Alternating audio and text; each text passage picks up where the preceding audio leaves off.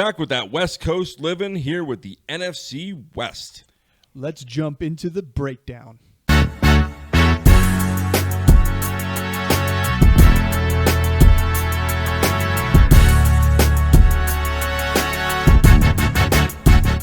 Welcome back to the Standard Fantasy Football Podcast. I'm your host, Jono. And I'm your host, Chris. And we are here with the NFC West. These are the Super Bowl losers in this division and probably one of the worst teams in football last year. Not due to any fault of their own, but because, their quarterback was injured for 70% of the year. That offense couldn't do anything. But there's some exciting players in this division, and I really, really like this team. I think this might be one of the most competitive divisions in football this year. You look at the Cardinals got better, the Seahawks got better, the Rams are still good, and then San Francisco is just San Francisco. Well, the thing about this is this division has pass catchers that I want a piece of from every team. I want a piece of it. Every team. I want a piece of it, and they're going to be high-scoring teams in this division. So let's start off with Kyler Murray here. Biggest thing about Kyler Murray, in my opinion, is... For those of you who are wondering, this is the Arizona Cardinals. We're going to go with the Arizona Cardinals here. We're going like we've done worst to first. So we'll start with Kyler Murray. I love Kyler Murray. I've been a Kyler Murray believer since he's been a rookie. I had him on our league. I kept him for a couple of years, too, as well. Injuries have not been kind to him. That ACL tear was rough a couple of years ago. Last year was his first year back from it. We know how it is first year back off ACL, especially with a rushing quarterback like him. I didn't expect big things. He did throw pretty well last year, and that's the thing is everybody expects him as this big-time rushing quarterback. But like Josh Allen, they're very different than Lamar Jackson. These guys can throw for 4,000 yards. So, and that's the beauty of a Kyler Murray pick. One more year removed, I expect the rushing to go up too as well. So I'm looking to find him in the 7th round all day, every day if I don't get one of those top two in Hurts or Allen. Yeah, and he's one of my better value quarterbacks to own. Where you can get him in the 7th and 8th round, like he's great right there. It's him and Jordan Love that I love drafting at that position. With Kyler Murray, we saw last year when he came back from the injury what it did for this offense. This offense was no longer anemic, and on top of that, they didn't have any playmakers. They had the offense was James Conner and Trey McBride. Hollywood Brown had a down year last year. They had injuries there. The young wide receiver core, who they reshuffle a little bit. Obviously, they bring in Marvin Harrison. So there's a lot more weapons on this team now for Kyler Murray. They upgraded wide receiver. They've got another year with the tight end that's presumably, he's going in the top 3 picks for tight ends here this year. And then you've got James Conner along with a good, talented young running back behind him. I just think the offensive line is being built up in the draft each year. It's gotten better. I think, to me, this is probably... We should see the ADP go up on Kyler Murray like we saw it for Dak Prescott. So this is probably going to be, this year. We talked very different circumstances, but last year we talked about the Houston Texans being the most improved team, and I think the Arizona Cardinals, you could make the argument, are just going to probably be the most improved team this year. We saw their defense play fairly well last year and keep them in games for the most part. Again, they come back second half of the season, they play the Eagles, they beat the Eagles. With Kyler Murray back, if they had a sustainable offense, this defense is good enough to keep them in games. Now, with Kyler Murray and James Conner, these are probably my 2 favorite value picks at their positions. James Conner is probably my best value running back that you can get. Top 10 upside from a running back position that you're going to get in the 5th, 6th round. Oh, yeah. We talk about it in our last mock draft. If you have any chance, go take a look at the related videos. And while you're at it, go ahead and like and subscribe and hit that notification button to stay tuned to all of our future content as we drop it. Notification button really helps out. Leave a comment. If you hate it, leave a comment. We're here. We're willing to talk about it. I apologize for that. Let's keep moving on. James Conner is Mr. Zero RB, and the reason why I said go take a look at our mock draft is that's what Chris did. Yep. Chris went 0 RB. He took James Conner in the 6th round. It is the perfect guy to grab at that point. Ramondre Stevenson being another one where these guys are going to get the volume. They're the main guys. Yeah, maybe he may sieve carries to Benson because Benson is talented. But that being said, James Conner is hell-bent on going for over 1,000 yards himself this season. He was disappointed with how he finished last season. I thought he finished great. He wants to do more, and he has always done better with Kyler Murray at the helm. Like, he always has done better. During the fantasy playoffs, he was RB1. Yeah. Like he down the stretch, he performed. He was getting volume. And, yeah, I know they bring in Trey Benson. We'll shift the talk to the running back position. I know they drafted Trey Benson, and Trey Benson is extremely, extremely talented.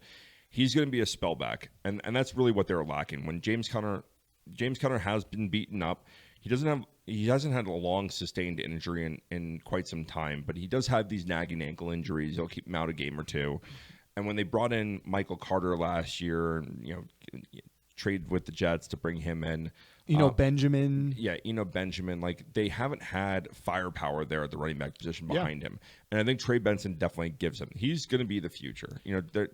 James Conner's shelf life is a normal running back shelf life. He's getting up there. How much more wear and tear can he take because he is a physical runner? But I still like him, and I don't necessarily think that Trey Benson in a redraft league is going to have enough fantasy value without injuries. And that's what I think about any rookie running back this year. Yeah. But I think if there is an injury, this is a chance where he can take off. Benson, I agree. In this offense, because it is going to be a little bit more explosive, high flying. He's a good receiving back. He doesn't have a lot of wear and tear, so I don't think he's gonna. Last year, even in Florida State, he didn't need a ton of touches in order to be effective. So I think he might have kind of that role, not the Devon Achane or Keaton Mitchell kind of role, but limited amount of touches where you could do a lot with. Well, let's do a quick breakdown too on this. James Conner's a great pass protector. He's also a great pass catcher. But here's the thing. And a great goal line back. Benson's a great receiving back too as well. But receiving backs don't always get the receiving opportunities if you can't pass protect either. So, Benson versus Conner in pass pro, obviously I think they're probably going to lean Conner. But I do think they're going to, especially because they're trying to protect their investment in Kyler Murray. Yes, but I think Benson's going to get his opportunities. They're going to scheme him into the playbook. He's going to have his own set of plays that they're going to bring in there because he has got a little bit more pep in his step. He's a little bit more shifty than James Conner. So I like the Benson pick. The problem with is because you're getting Conner so late, it's not like you're getting Conner early and then you can hinge your bets. Like Benson is going later, but you're wasting 2 later picks from 6th round on Arizona running backs. There's a lot of other value out there at that point. But the value that Arizona does bring to the table are in their pass catching abilities with their tight end and their wide receiver. And speaking of their brand new wide receiver in Marvin Harrison Jr. And I think this guy is a guy that he's going so high in the draft based on what the expectations are going to be of him. He was the first receiver off the board to Arizona in the NFL draft. He is going at the turn of the first, second round in fantasy football drafts. You got to hope that the problem is you're drafting him at a ceiling as a rookie wide receiver. I don't think so. I think you are. As a rookie wide receiver, you're drafting him at a ceiling. I mean, I don't. Whether you are or you aren't, he's going to have volume there. It's the same reason, like when D Hop was in this offense, we loved him in this value. There's no one else there really. Michael Wilson, Zay Jones, Greg Dortch, Trey McBride. There's no dominant alpha wide receiver. They get Marvin Harrison, who is a dominant wide receiver. Yeah, and he's going to get volume there. He's not a gadget guy either. He's not this just big play guy. He's a route runner. Mm-hmm. He's going to be efficient. He's going to get open. He's going to be a safety valve, especially in PPR. I would value him in the first round. In PPR, yeah, I probably would too. And think about the guys that you're taking him over, right? Are you taking him over Olave? Oh, yeah. Are you taking him over Drake London? Yeah. Are you taking him over Devontae Adams? No. Okay, so there's... I draw my line because I just think Devontae Adams is one of the best. Are you taking him over Puka? See, I have Puka and Devontae right after Puka right now. That's what I have. You have Devontae right after Puka. Yeah. Right, so there's the cutoff right there. I'm drafting him over Garrett Wilson. Or Marvin Harrison? Yeah. Like those guys right there to me are interchangeable. So you value Puka then Devontae Adams, and then Marvin Harrison, and then Wilson. Like, I have them smashed together in a wide receiver sandwich. I hate you so much. Which, but I'm not torn in terms of who I have above anybody else. I'm kind of going with the guys I like because to me, all of those guys can finish real close to each other at the end of the season. Garrett Wilson was a 1,000-yard receiver with Zach Wilson as his quarterback. That's fine. He's going to get Aaron Rodgers. Yeah. He's going to be a top 5 receiver. Okay, so you look at what Kyler Murray did with DeAndre Hopkins. 1,400 yards, 6 touchdowns, I think it was, for DeAndre Hopkins' first year in Arizona. Yeah. Best year, 115 catches. He did 115 in Houston with Deshaun Watson, but 11 touchdowns with 1,500 yards. So, like, there's the opportunity for Marvin Harrison to come, bless you, to come out there and actually go for 1,200 to 1,400 yards. I mean, like, I don't see him doing what Puka did last year. Nor do I see Puka doing what Puka did last year. Well, all right. Well, what Puka did last year was just abnormal, right? But that's what I'm saying. So, like, you've got, like, what I'm saying. We're kind of drafting him at a ceiling. But we're drafting Puka at a ceiling. No, because if you're drafting Puka at a ceiling, you're drafting Puka above Jamar Chase, above A.J. Brown. No. Yeah, because that's what his ceiling maybe was. above A.J. Brown. So that's what I'm saying. But in terms of where you're drafting Harrison, you're drafting him more ahead of ceiling up there with guys. I think he's worth it there at the turn. Like if I'm the 12th pick and I leave with Garrett Wilson and Marvin Harrison, like I freaking and I've done that at the 12th Me pick. too. And I'm happy with that. Yeah, like I love that right there. But that's because I'm taking Wilson there and I'm taking Harrison. The only reason why I rather go Devontae Adams and one of those two guys is because I know what I'm getting in Devontae Adams, in the volume, in the pedigree, and what he's going to do, and I know then I'm taking a chance on a rookie, or I'm taking. Do you like the quarterback play in Arizona, or do you like the quarterback play in Vegas? I like the quarterback play in Arizona. So, do you not want the number 1 receiver for that team? I mean, you could argue that, yeah, but he's also a rookie. I don't care.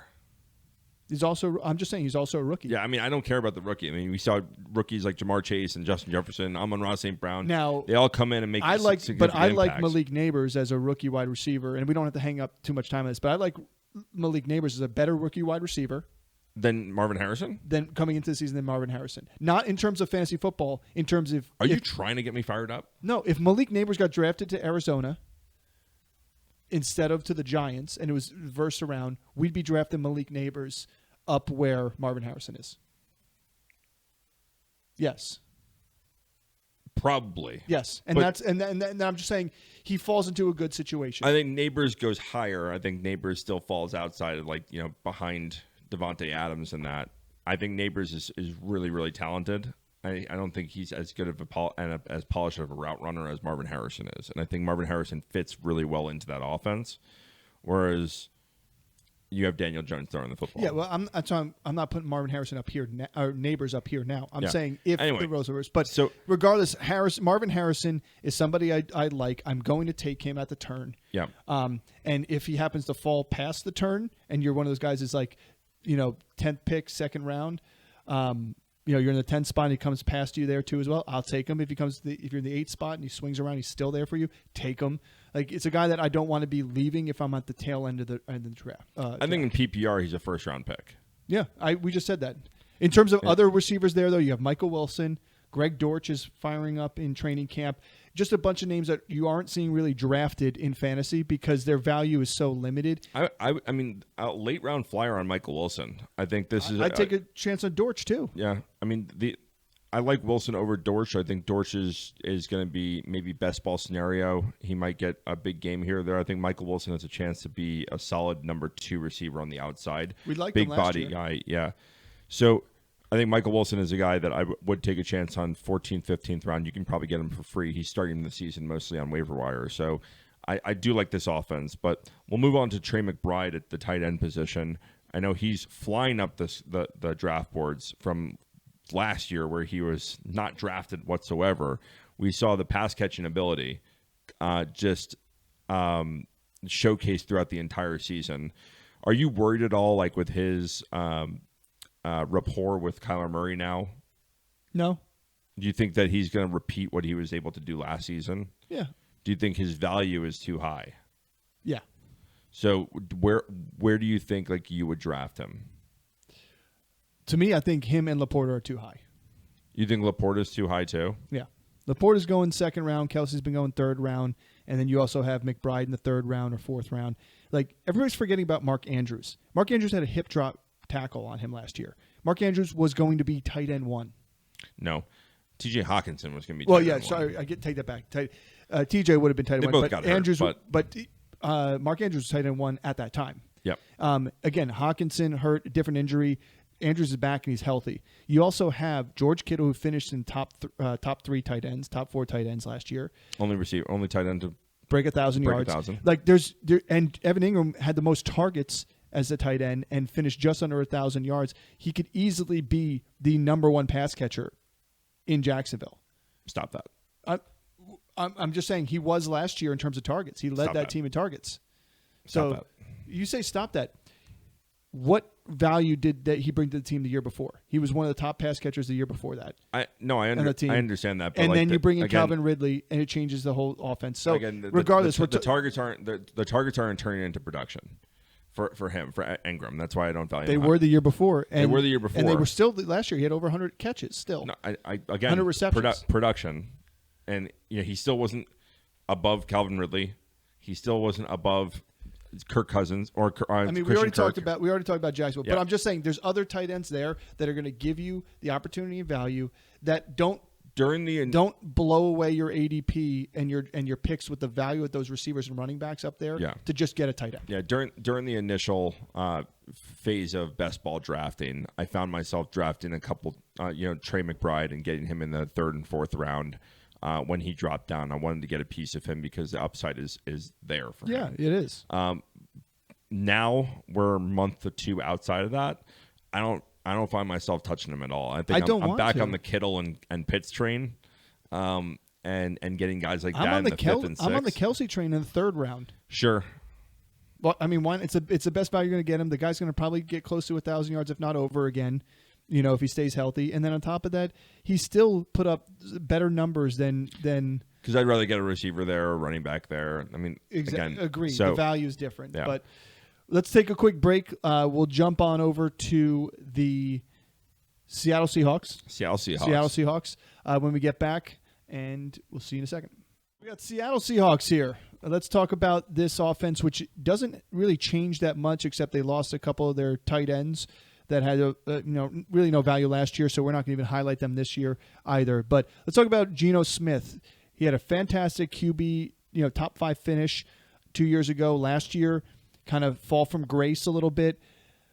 I don't know if it necessarily was his fault. He had some injuries here and there. I think the team wasn't as good last year, and it showed. I think the offense wasn't clicking. You had injuries at the running back position. You had injuries at the wide receiver positions. I just think it hurt the overall gel of this team.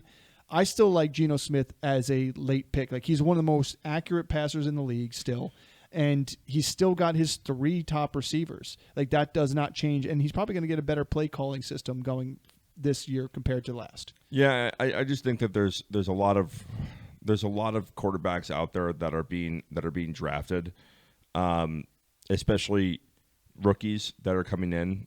Is he a top? He's a backup. He's a best ball guy in my opinion. He's a backup guy. Like, if you're hedging your bets with like one of these top quarterbacks, you can go real late on Geno Smith and have a backup. Like, even if I'm drafting a late quarterback and I'm not, I'm getting Jared Goff as my starter, or I go Jordan Love and I might go get a backup with like Stafford. I'm not going to go and draft Geno. And it's weird to say that because there's a ton of weapons here.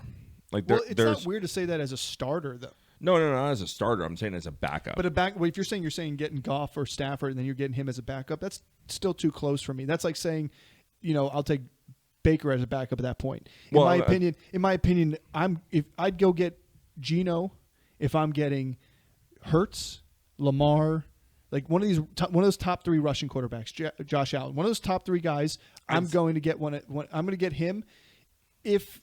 I'd still get Kirk Cousins. I'd still get Aaron Rodgers. Still get Stafford. It depends on what you need at that point. Of course, but like, he's going in the 14th or 15th round. Like, he's going to kind of where Deshaun Watson's going. Like, they're kind of right there neck and neck.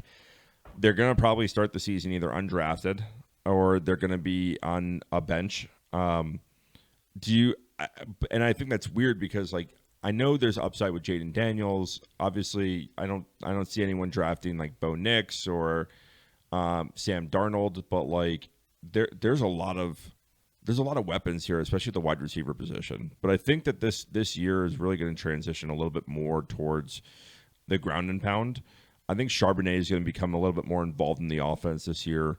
Kenneth Walker is going to be healthy this year, and we're going to see him take over the backfield. He's a good 0 RB. He's a great too, 0 RB. He's going late too as well. Yeah. Yeah, I like that. Talking about the running backs here, and transitioning over, I think Kenneth Walker as a 0 RB, and then Charbonnet, I think, is a second-year guy that really is going to evolve into that backup. I mean, last year we came into the season in the offseason saying he was kind of our favorite, one of our favorite backups to really take some volume away from Walker. And Charbonnet just didn't look good last year. I don't know. This offense in general just didn't look good last year. Yeah, it didn't look good. But he had a couple games where he sparked a little bit, but I don't think the return of investment wasn't there because everybody expected him to come in and really be a split backfield more than it was. Yeah. And these guys are, Kenneth Walker's going in the 6th round. That's kind of where he's hitting. Great RB2, great 0 running back. I mean, if you get Connor and Kenneth Walker, you're going to be set. And if you go in the 0 RB strategy, those two guys, they're great. Yeah, your team's going to look good. Your team's going to look good if you get those two. The most intriguing part of this team, I think, is the wide receivers. Yeah. And I think that obviously DK Metcalf, tremendously undervalued for what he does. He's very consistent. The problem that I think he has is he has these monster blow-up games and then finds a way to disappear. Well, he's touchdown dependent. He's very touchdown dependent. But that's because the routes he runs are touchdown garnering routes. They are. Like he gets those sidelines, he gets those sideline deep threats, he gets those red zone catches there. Like the other guys play the other roles. Yeah, it's with his teammate AJ Brown. They're both kind of the same kind of guy. Yeah. They are touchdown dependent on, they're not going to be like high volume plays. But I think that the guy I'm most interested in right now, and I think one of the best values that you can get at wide receiver is JSN.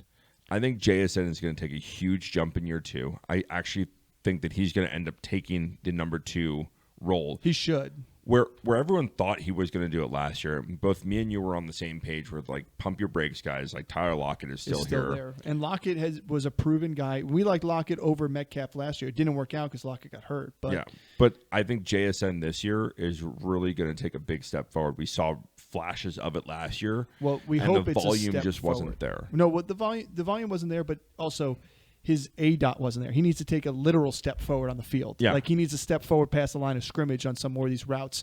A lot of these screens he was running, bubble screens, quick hits, they're great because we know he's an athlete. But look what this guy did at Ohio State. Like for us to sit there and like he was doing what Lockett was doing for Seattle years ago. So I think you're right. I think there's an opportunity for JSN to garner the wide receiver 2 role and really have a big season. And to be honest with you, he could have better numbers than DK. Maybe not more touchdowns because I think DK is just a man amongst children in the red zone. But in terms of yardage, in terms of receptions, I think the guy's going to JSN's going to be open more often. Like and from where he's getting drafted, he does have an opportunity to finish as a top 25 receiver. Yeah. And I think that he takes a huge jump forward from year 2. This offense should be better than it was last year. And kind of reminiscent of what it was like 2 years ago. And him being a big piece of that, I think, is going to be a key factor in their success. And we saw these couple games last year where he really flashed as like, that's why they drafted him where they drafted him. Well, don't forget, he also came into the season with a hand injury. Yeah. So it was, just think about people who are holding out or injured during training camps and all that stuff. It takes a lot longer for them to get up to speed and into the lineup. So Jonathan Taylor and Josh Jacobs. I mean, Josh Jacobs, it was straight up holdout. Yeah. Sorry about it. And that's the thing that scares me, about running backs and people who hold out there. It scares me about CeeDee Lamb a little bit this year and some of these other guys. But I'm on the same page with you here. Seattle's got a trio of receivers that can get the job done. Like I even would take a piece of Tyler Lockett late because he's almost going undrafted in some leagues too. Yeah. And for you to have him late in comparison to some of these rookies that may have some big blow up games here and there, you're at least going to get some consistency with Lockett with the touchdowns here and there. And if anything happened to DK Metcalf and it's JSN and Lockett, you're sold. I'd rather own JSN Me in that too. scenario. We both agree. But yeah, we both agree. One of these two guys. I mean, obviously, if you don't hit DK and DK's going in the 4th round, if you don't hit on DK, you can always go and get Tyler Lockett or JSN later. I think JSN's going in the 10th round, and I love that pick. Yeah. I love that value for him. Yeah, like smash pick every day. Right there. Well, like we said, we were going to touch the tight ends. There's not much to speak about. They didn't really invest in anything big there. So we'll be moving on. We'll take a quick break and talk about the L.A. Rams. L.A. Rams. A winning 10-win L.A. Rams. Stay tuned. We're up in L.A. with the Rams here. Let's talk about... Ram Nation. Yeah. This is... my father's favorite team. I grew up watching these guys. Greatest show on turf. They had their down years, and they getting to the Super Bowl with Stafford was huge. And so let's talk about Stafford. This guy still got it. He's one of those quarterbacks that is like Aaron Rodgers, was like Tom Brady. These guys still can get it done physically as long as they stay healthy. I will say Rodgers and Stafford are not as healthy as Brady was at the end of his career. They still get injured because they take the hits. But Stafford finished with just a hair under 4,000 yards last year. He ended up with 24 total touchdowns and 11 interceptions. To me, the fact that he did that what he was doing in 15 games, he missed 2. He would have thrown for over 4,000 yards. He would have thrown for closer to 30 touchdowns with if he had Cooper Kupp all season and if he had Puka the way he was going for a total of 17 games. I love Stafford as a late round pick. I love him as a backup too as well, but I'm okay taking him as a starter if I fade the quarterback position. He may be the last guy on that list though. I don't know. He may be the last guy on this list. I don't think I want to put myself in a position. I know a lot of people are just like fade quarterback because there's a ton of them. Like if I'm going to do that and Stafford is going to be my starter, I'd be okay with that. Is if I go back to back, quarterbacks and get Stafford and Rodgers. Do you rank Stafford above Rodgers or Rodgers above Stafford? I think Stafford and Rodgers are right there, neck and neck. I would want to get like both of them. Yeah, I'd have both of them above Kirk Cousins. Yeah, I have Kirk behind those two guys. One because the injury, but I find myself I'm going to go a later round quarterback is going to get like Jordan Love. I think he has a lot of upside. Going to get like Dak or Kyler Murray. Like, but they're not I don't going have to go that late round. You're talking about 7th, 8th round. Yeah, but I'm at that point I'd rather go and get a quarterback. Tua's going after those guys in like the 8th, 9th round. I think Tua is above all those guys. Mm-hmm. I would take Tua above Rodgers and Stafford. But Stafford is a guy I would agree with you. I wouldn't feel uncomfortable taking him as my starter. I would just want another quarterback after him. Do you value Goff over him? I think that's a really close debate right there. It is because they're so similar as players. They're so there's the similarities. You have the weapons at both sides of them. You have running backs on both sides of them. You have McVay running, McVay style offense in LA. I mean, I don't know. I think I'd probably take the youth in Goff, but it's a coin toss to me. I just love the fact that we can move on to the running backs after this comment here, but I love the weapons that Matt Stafford has. The fact that he's throwing to Puka and Cooper Kupp, like he doesn't have to throw to anybody else at all, and he could still throw for almost 4,000 yards with those two guys. That's the wild part about it. But I think this offense is gonna look good again this year. But I probably would take Goff over him just because of the youth there, this team, the youth around him, and the team too as well. Like you got a receiver that's probably going to be 1,700 yards for Amon-Ra. That's kind of like when I've done this, at least this year, I've taken like Goff as my starter, and then I've got like Stafford or Rodgers as my backup, and I really like that because I do too. You can play matchup based with both of them. They're both going to give you a nice floor. Even Tua, Stafford, I would do that. Yeah. Love Stafford. Yeah, because you're drafting pocket passers. You're drafting guys that don't have the rushing upside that the top, like after Kyler Murray, they don't have that rushing upside to do. So Kyren Williams, how do you feel about him this year? So does he scare you like he scares me? Super divisive. Like I've listened to a lot of people talk about Kyren. I know people that are completely off of him, and I know people are like he's going to repeat. What scares me is Sean McVay more than anything else. Like, that's what scares me. I know, and it wasn't too long ago we saw the Todd Gurley fall off. I know. Cam Akers. They were older guys. Cam Akers. So the Cam Akers argument I don't get because week 1 last season he was given the ball 20 times and got like 21 yards. It was terrible. He was awful. And then Kyren came in and showed he was effective, and then never let go of the role because anytime he touched the ball, it was explosive. And he was used in both the games where he was inefficient running the ball, he was still involved in the passing game. Mm-hmm. And then he had games where he was so efficient as a runner. Yeah, and so he scored touchdowns. He had 48 targets through the air. He had 228 carries for 1,144 yards. He had a 5-yard per carry average on the season. That's what I think is the scary part to me. Is he was so efficient. But you have another year where like they're going to have to key on Cooper Kupp and Puka on the outside, who are incredible route runners.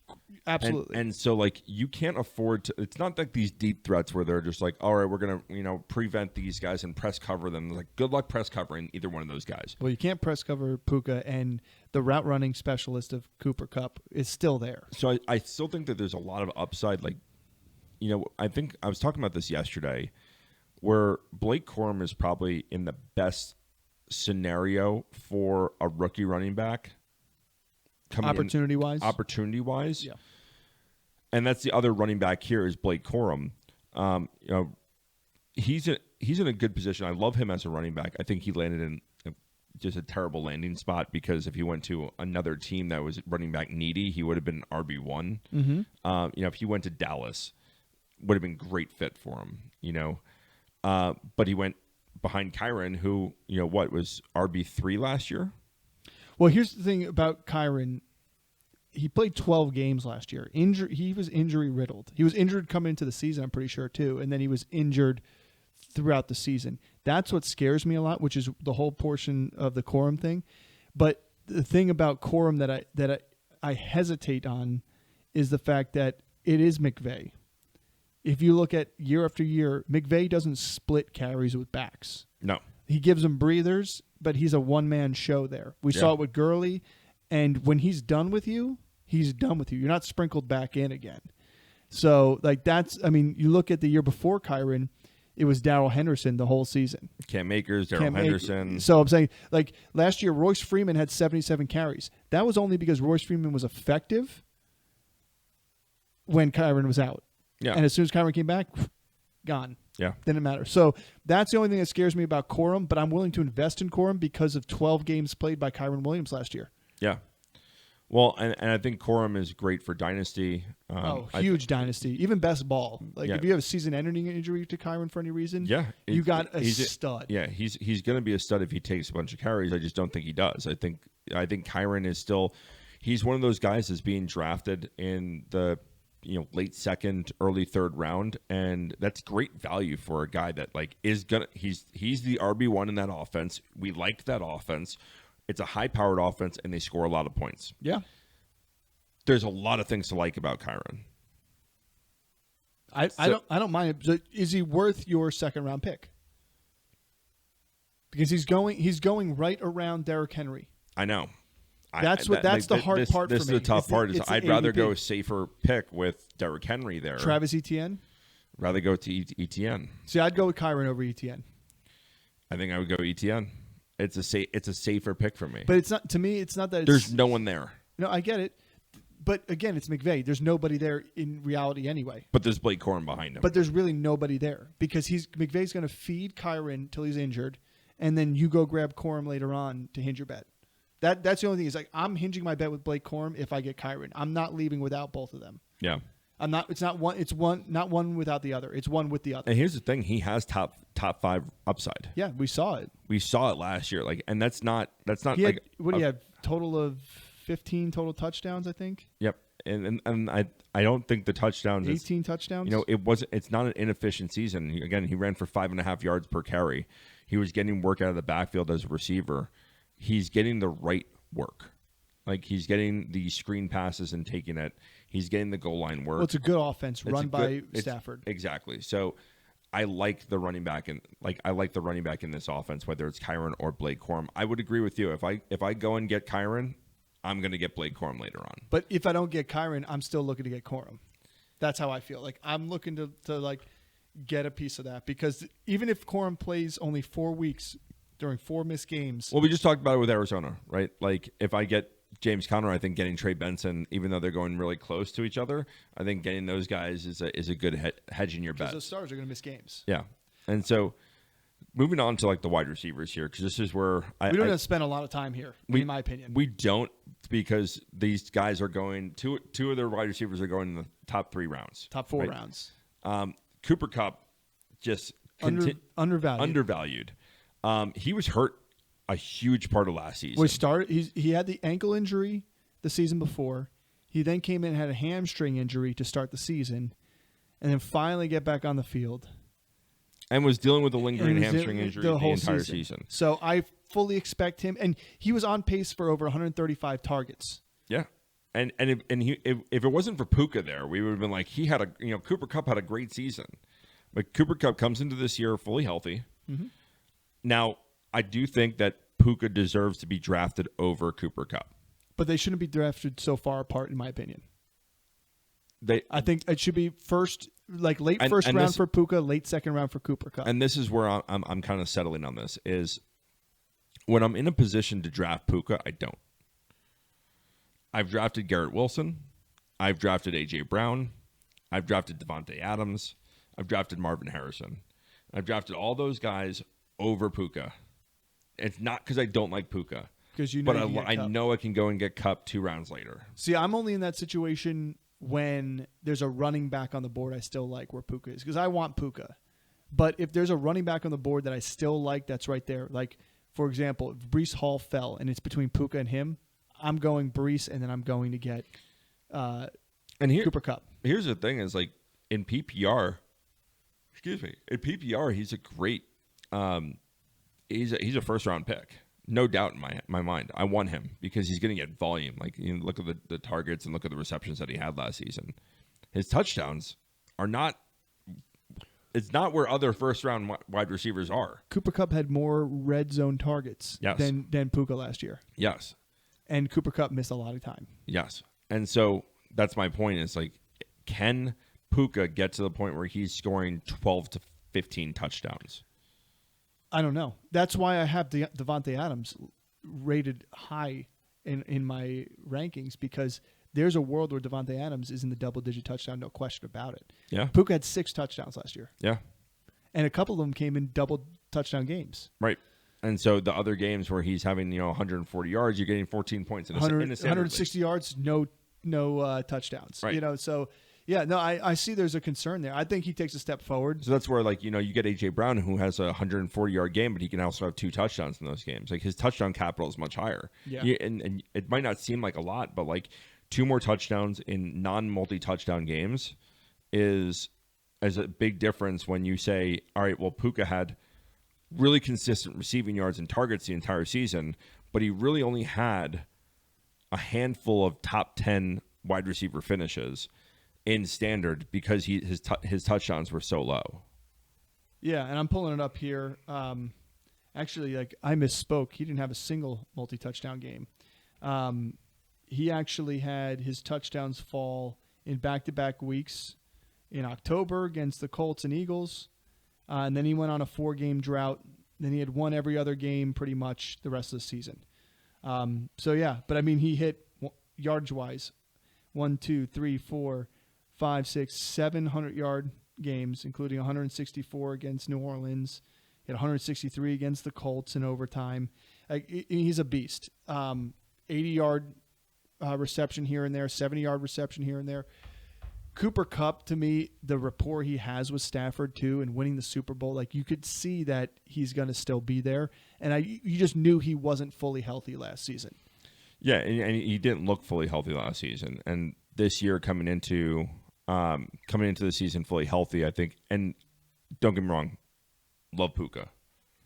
Think he should be drafted above Cooper Kupp. I just like the value of Cooper Kupp more. Yeah. Because I can get other people above Puka or around Puka that I want more than I want him. Well, let's just say that Cooper Kupp still had 2 weeks back-to-back at the beginning of the season of 100-yard games, 118, 148, and a touchdown. He had a big, 5-game drought, and then he had 3 touchdowns in a row, with 2 games of those being with 100 yards too as well, over 100 yards. And so, like, he can do it still with Puka there, and that's the thing I like about this offense. Yeah, is 2 guys can both finish a game with 100 yards each. Because outside of those 2 guys, especially with the Higbee injury, they're really. I mean, Tutu Atwell was the 3rd guy there last year. There's going to be a 3rd guy here this year. What is it? Demarcus Robinson, who's good. I think he's really good, and it's worth great best ball value. Yeah, best ball value, but the hyper targets to these other 2 receivers are going to be there. Right. Just like the hyper rushing to the number 1 running back is going to be there in this McVay offense. Right. And I would have liked Higbee as like a late round flyer on a tight end. With his injury, Kobe Parkinson is going to start the season as the tight end 1. I mean, that's a real fade on tight ends. I mean, you got to really fade on tight ends for us to talk about. He's him. more of a blocking tight end, in my opinion, too, as well. I mean, like, listen, if Higbee comes back, he's going to start as the waiver wire. If you are in a league where you're able to pick up guys and put them on and stash them, go ahead and do that with him. Otherwise, that's the Rams. We're going to move on to the final team in this division, which is the losers of the Super Bowl, the San Francisco 49ers. So San Fran. The Super Bowl losers. Niners. Brock Purdy coming into here is still going down later in rounds. We'll start with him here. I like Brock Purdy as a good quarterback. He's one of those ones that I still want to back up. But I don't find myself drafting him because the rounds you have to draft Brock Purdy, the value at receiver and running back are still so good. Yeah, he's kind of like that Jordan Love. Like I like Jordan Love over him, but he's going right there with him. I like Purdy. I just don't find myself drafting either of them because of that round is so pivotal with either if you faded tight end, it's pivotal. If you faded running back, it's pivotal. If you faded receiver, it's pivotal. Like the only time I find myself drafting those guys is if I draft very vanilla. Well, if you're drafting them where they're being drafted, what positions are you fading? You drafting 6 running backs? Well, let's take a look at the other mock draft we just did here, okay? So you look at the quarterback where Brock Purdy went. He went 10th round in this one. Yeah. Like, I would take that all day. Right. But if he was going up in the 8th round where Jordan Love is, Javonte Williams, Devin Singletary, Zach Moss, Zamir White, running backs like that, McConkey, D-Hop, Rashee Rice, I value those guys there if I had faded either of those 2 positions. Now, that being said, 7th, 8th round, 2, Njoku, that's the last time, and Bowers are the tight ends, and Ingram. Those are the 3 in the 7th, 8th round that if you faded tight end, those are the last of like those tight ends that have an opportunity to bypass the top 5. Yeah, but if you're not touching the quarterback position in like the first 8 rounds, and then Jordan Love is there, that's a great position to take him. Same with Purdy. If you're fading for the first 10 rounds. I see what you're saying. If you faded the other positions, you probably took a quarterback already. Exactly. Yeah, so, yeah, it makes sense. Exactly. I agree. That's what I'm saying. I find myself not taking him more just because I want to take an early quarterback and I'd love to have there. We've talked about this before. This is a strategy I'd really love to do is getting 2 mid-round guys. I would love to have Jordan Love and Brock Purdy. It means in my first 7 picks, I've locked in my tight end. I've locked in 3 wide receivers, 2 running backs, sprinkle in one of the other positions there, and now I can go and get 2 quarterbacks within 3 picks. And getting 2 guys like that is, again, you can play matchup-based football, and that is a position I definitely want to be in. Like, this offense is so good, and again, you can give the ball to Ayuk, you can give the ball to Debo, you can give the ball to Kittle or to McCaffrey, and they can take it, and you're throwing a 5-yard pass. Yeah, and Brock Purdy was QB6 last year, threw for over 4,200 yards, 31 touchdowns, which, I mean, that touchdown, his touchdowns per pass, too, are like some of his numbers are very super hyper efficient, but we know why. I mean, the people he's throwing to, Debo, Kittle, McCaffrey, Ayuk, those aren't changing as of right now. Other than C.J. Stroud, he has the best complement of weapons in the NFL. Well, you could argue full complement. You could argue he's got the best full complement. No, because you have McCaffrey, you have Kittle, and you have those two wide receivers. I agree that C.J. Stroud has 3 fantastic receivers when you include Dell with Nico and that. But Joe Mixon, he's good. And Dalton Schultz, he's good. It's not Kittle. It's not McCaffrey. So I give the trump card to Purdy. I mean, there's a reason why Mr. Irrelevant is a Super Bowl bound quarterback. Yeah, I mean, it's because Christian McCaffrey. This defense is an elite defense. Yeah. There's a lot of weapons on this team. We don't have to really go deep into like Christian McCaffrey because he should be 1 overall. He's consensus 1 overall, and he should be. And I know whatever hesitations you have about him, if you want to go Tyreek Hill, if you want to go one of the wide receivers, that's fine. He's a wide receiver that plays running back. He's going to get the volume. It doesn't matter if it's PPR or standard. He's going to get 100 targets. Mm-hmm. He's going to get he's going to touch the ball 350 times. Yep. And he's going to score a lot of touchdowns. There's no reason why you should avoid drafting him. His touchdowns are super, super high because there's no one touching. There's no one competing. Let me just put it this way for everybody who's teetering on whether to take him or not. Tyreek Hill was on a record-setting pace last year for yardage, and he scored a ton of touchdowns. He still was beaten by Christian McCaffrey in PPR. Yes. And in standard. Yes. CeeDee Lamb last year was the wide receiver 1 overall. He's the only one that outscored Christian McCaffrey. So you're expecting CeeDee Lamb to go for another almost 1,800 yards and 12 touchdowns again. If you think that, then go CeeDee Lamb. But if you want Christian McCaffrey on what he can do every year, like this guy he scores a touchdown pretty much every single game. Yeah, he can go 1,000. Yeah, like that in a heartbeat. Yeah. So in my opinion, there's questions that CeeDee Lamb, can that offense sustain what they were doing? They were highest scoring offense, and they passed the most in the red zone. Listen, do you think Jamar Chase can do what he's doing? Do you think Justin Jefferson with the quarterback situation is going to be the same? Amon-Ra St. Brown can go to QB1. Do you think Tyreek Hill is going to go on a record-setting pace again with Jalen Waddle getting paid and hopefully being healthy? All those questions go into those receivers. I don't have any questions for McCaffrey except why the hell did he go on the Madden cover? That's the only question I have. Yeah. But that curse is gone, in my opinion. Oh, now you just jinxed it again. McCaffrey can go for 1,000. If you were 2, 3, 4 position and McCaffrey still sitting on the board, oh my goodness, slam the button. It's a no brainer. Like you shouldn't hesitate for a second. Take Christian McCaffrey. Yeah. All right. He should be number 1 overall consensus. Moving on to his backup, Elijah Mitchell. I thought last year he was one of the best handcuffs to have. He didn't get any work last year. I don't expect there to be. I know they talked about possibly reducing McCaffrey a little bit. I don't see that happening. They say that every year. And I don't see Eli Mitchell taking that role. I know they got Isaac Orendo that came in. The problem with Isaac, though, too, is he's already dealing with soft tissue injury in preseason. A speedster with a hamstring problem. It's a red flag for me. Yep. I think McCaffrey's going to be fine. They know they have a shelf life on McCaffrey. They're going to ride this horse, pony show to the ground. He's the reason they've been to Super Bowls. 100%. He's the reason they've been in games that they've been close to losing. Yeah, yeah. And if they would have continued to ride him in the Super Bowl last year, they probably would have won the Super Bowl. Yeah.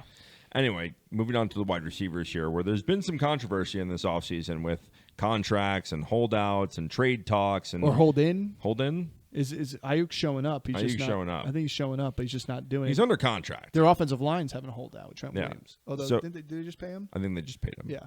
But with Ayuk and Debo, with Greg Jennings had a nice offseason contract. Juwan Jennings. Not Greg Jennings. I'm dating myself. Throwback, baby. Dating myself. Donald Driver right now. With Juwan Jennings having a nice contract in the offseason, they drafted Ricky Pearsall in the first round, who I absolutely love, another former ASU guy. this is a really, really talented receiving core. Obviously, with the Ricky Pearsall draft, they were either anticipating Ayuk holding out, potential trade for one of these receivers. I know that people were talking about in the offseason. I think this is them basically going all in, saying this year it's Super Bowl or bust. It's winning the Super Bowl or bust. Well, I don't think it's Super Bowl or bust. I think they're saying with drafting Pearsall in the first round, it's one of these guys is not going to be with us next year. Period. Well, that's what I'm saying. So I don't call that Super Bowl or bust because I think Pearsall's it's not talented. Just them though. They have like 10 or 11 players that this is the last year of their contract, and they're Fred Warner, Trent Williams. Like there's a lot of. Well, they extended Trent Williams, but I agree. I think the Ayuk and Debo situation. I don't see both of them. Debo just did this last year, so I think Debo stays on this team. I think Ayuk's going to be gone next year, which I think is a mistake. I think Ayuk is a better wide receiver. Yes, but they use him Debo is different. Debo is different. Yes, I think that's where I think that Ayuk is probably going to get moved. One ASU guy for another partially ASU guy, because Pearsall was only there for a year or two. Doesn't matter still. But Ayuk is probably going to go. You're right. Debo is special, and with this offense, they can do so many things with them that keeps defenses on their toes when Debo's on the field because they don't know what the hell they're going to. Well, you saw last year when Debo was out with that shoulder hairline fracture. Yeah, that offense, like if you watch Receiver on Netflix, you will really see the back end of it all. But we all saw it as a fantasy football managers. If you had Debo, it sucked. But if you had anybody else on that San Francisco offense, they took a downturn, and that team lost games. They gave you okay production in fantasy, and then Debo comes back, and they just go ballistic again. Right, because he's a nightmare to cover. Again, you changes that have to anticipate what they're going to do. Well, here's my real quick question. You can match up base people. Do you think they brought Ricky Pearsall in with his athleticism to be a Debo type of player? No. Okay, because that answers my question where I think Ayuk's the one that's gone. Right. Well, I would agree with that. I think that there's very few people that could do that. There's no one in the league right now that can do what Debo does. There are a couple guys that you can compare it to him as like Debo lights. But there's no one that can do what he does. No, because he's a running Curtis back. Samuel, Traylon Burks is supposed to be like that, but it's not. No, Traylon Burks was closer to A.J. Brown, who Leggett could possibly be too big of a body.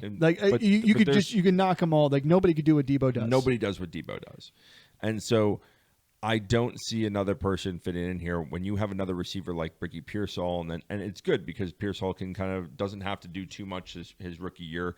He learns the system, which this is a complicated system for people to just adjust to. I mean, if you remember Ayuk's rookie year, oh man, he was in the doghouse. He was in the doghouse because he just couldn't do the basics. But I mean, Ayuk ended up being fantastic his rookie year, had some fantastic flashes, but now has really emerged into.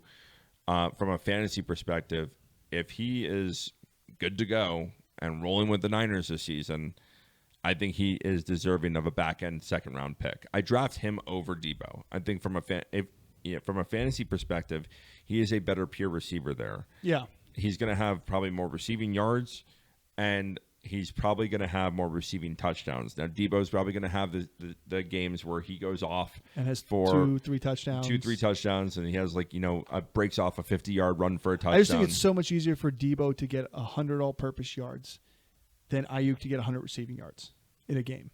Yeah. It's so easy for Debo to do that because he could rip off a 25-yard run, and then he just needs 75 receiving. Yeah. He could rip off 60 in rushing, and you just need 40 in receiving, and he could get the 2 touchdowns, 1 rushing, 1 receiving. That's the value you have in Debo. But I agree, I see the edge you give to Ayuk and why. I mean, they're going 8 picks away from each other. So I like Debo, but I'd also wouldn't be mad if I went with Ayuk. Right. But if I didn't get either one of them, I'm sure trying to leave with Ricky Pearsall. For sure. That's my goal. I would love to read. Here's my thing with Ricky Pearsall though is in a keeper league, in a dynasty league, I love him. In a redraft league, I haven't touched him once, and I don't plan on touching him once. Well, I'm talking about 14th round. I would take, and this is why. Still don't. This is why the offense is going to need somebody if there's an injury, and it could be Juwan Jennings. It's going to be Juwan Jennings. But I'm just saying it could be. But if it by chance is Ricky Pearsall, I want to be the guy who owns him rather than being the guy who goes and tries to pay for Jawan Jennings on that off week.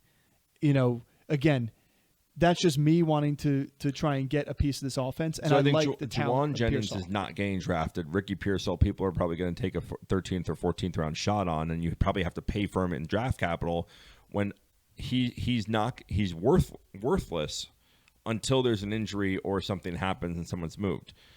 Well, as of now, on August 3rd. Yeah. Whereas I would rather wait for Jawan Jennings to just go on the waiver wire.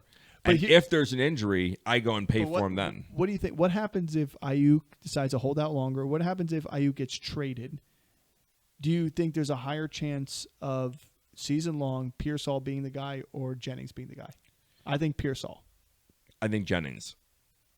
Jennings is a safer bet. We're talking this year. We're not talking future. We're not talking like the future. No, I'm talking this year. I think this year, I'm talking Jawan Jennings. Season long. Jennings. For you for fantasy. I put my eggs in the Pearsall bucket.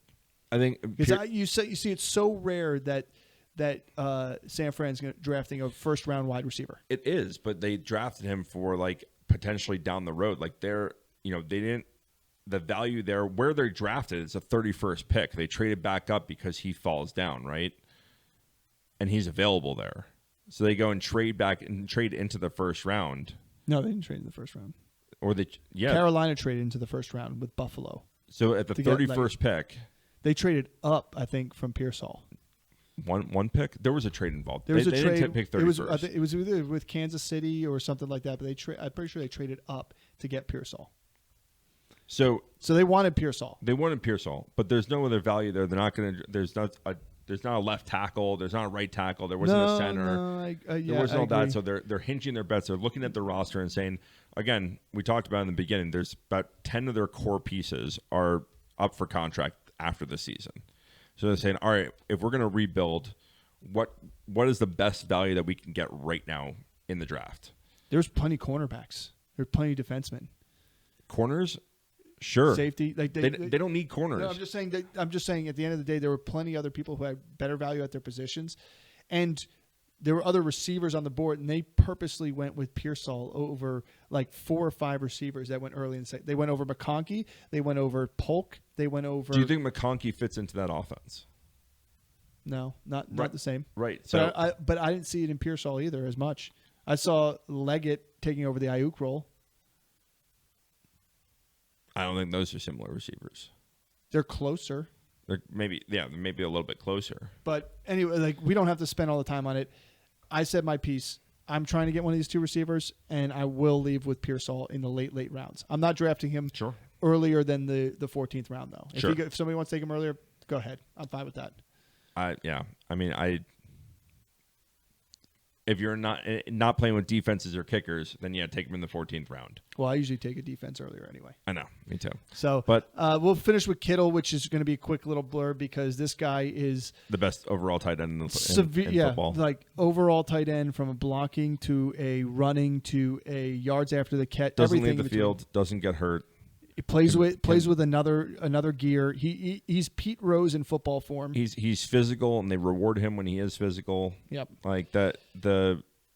If you are somebody that doesn't like to take a tight end early, or if you're somebody that really wants to hammer on your running backs and receivers, make sure to not leave the draft without Kittle because he's going to be there in the 5th or 6th round for you. Yeah, and I like him. Again, he's the only tight end to eclipse 1,000 yards last season. He could do it again this year. He can do it again this year easily. He has, there are games where he's going to go away, but there are also games where he can score 20 points. He's consistently a tight end 1 in the top 8 tight ends. And to get that in the 5th round is great value. You're not over-investing into a tight end. I mean, you look at it from like a fantasy number, like from a pure fantasy point perspective, right? In the 3rd round, you're getting Laporta, right? Or 2nd round, you're getting Laporta. 3rd round, you're getting Kels and McBride. Mm-hmm. I can go get Michael Pittman, where those guys are going. Yeah, who scores 80 to 100 more fantasy points in a season than those tight ends do. Where Kittle's going is like George Pickens and Terry McLaurin and DeAndre Swift and Ramondre Stevenson. Like I'd be okay with making that kind of sacrifice to go and get Kittle and a top end guy. Kittle in PPR at least has never, in a full season, has never been below. Actually, he's never played a full season, but has never been below wide receiver 5, except for in 2020 when he had his injury. He only played 8 games, and even then he was on a fantastic pace. Yeah. So in my opinion, I don't think it changes this year. And if you go last year, and you look at some of these games he had, his snap percentage is in the 90s for him all the time. He's had multiple games of 100 yards. He had a 3-touchdown game against Dallas week 5 last year. He had 2 back-to-back weeks after the bye with touchdowns. Like this guy's going to the fuck Dallas shirt on. Yeah, that was hilarious. That was hilarious. So you're right though. There are times where he will quote unquote fade away. 3 for 29 against Washington, 2 for 54 against Arizona, and 3 for 19 against Seattle. Like this team. But that's he's a plug and play tight end. Yes, exactly. And so, yeah, is he going to be as consistent as like Laporta? Is he going to be as consistent as McBride or Andrews or Kels? No, but that's why he's going later than in the draft. But he has the potential of having 3 touchdown games. Those guys, in my opinion, give you the consistency. Kittle can give you a week winning opportunity. Right. Exactly. That's what it is because he goes for like 100 and a touchdown. Yeah. He goes for 150 and 3 touchdowns. And then he'll come back and give you 20 yards on a game. He's one of those guys you can draft at a tight end position and set it and forget it and never worry about your tight end position. Exactly. He's not going to disappoint. He's going to be a top 5, tight end every year. He gets the volume. He gets the touches. And this is something I've tried to make the argument for to one of our buddies. It's like the guy doesn't leave the field. No, his snap percentage is in the 90s. Yeah, so he doesn't leave the field. Like he's going to have the opportunity, whether it's a run or a pass. Like he's always going to have. If a play breaks down and he flushes out, that's where he has a broken play, and he has the ability to break tackles. He has the ability to be a great route runner. Yeah, I agree. A red zone target. Kittle is my favorite tight end to draft. I think across the board. He's also my favorite NFL player right now. Yeah, well, he's my favorite tight end to draft because of the fact that you get him in the 5th or 6th round. That's 4 to 5 rounds where you're taking top quality at the other positions. Right. And it allows you to get a top quarterback. Right. And not have to take a pick on a tight end. Do I want the decision on like a Terry McLaurin or George Pickens? Or do I want like the decision on like the Mike Evans and Michael Pittmans and like, exactly? I want those guys. Yeah. I'm with you. Yeah. 100% with you. Well, that's the end of our NFC West. Stay tuned. Don't forget to like, subscribe, hit that notification button. We're going to continue these breakdowns and mock drafts for you. We're going to start breaking into some draft strategies as well and talking in there. And, I think we're getting ready for some of the biggest times for fantasy football of the year with these draft seasons coming up and Labor Day weekend. So thanks for tuning in. See you next time.